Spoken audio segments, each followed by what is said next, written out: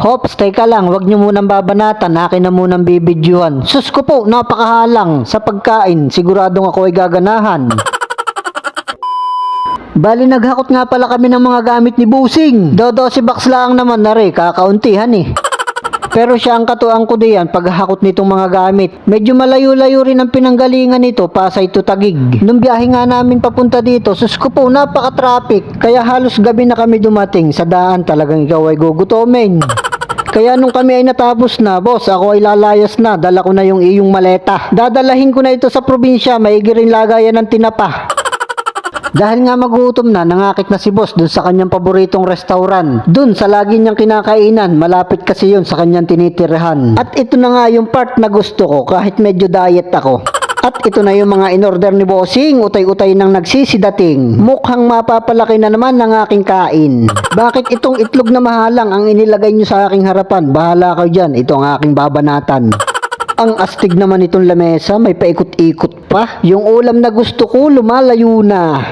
At ito yung pinalutang sa mantika, toasted chili. Ewan ko lang kung anong tawag din eh. Ito masarap din, huli ko na itong tinikman. Kung nagkaalaman laang, ito na yung una kong binanatan.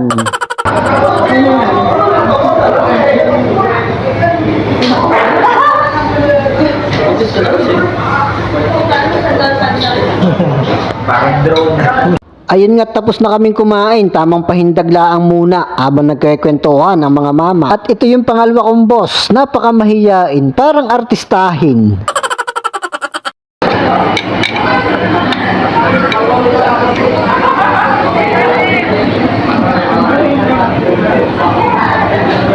Tagumpay na ay. Ay shit. At dahil nga hindi namin naubos itong mga in-order ni boss, take out ka na muna para bukas ng umaga may pang-almusal ka na, may pantanghalian pa. Kaya bye-bye, see you to next video. Kita-kita ulit tayo.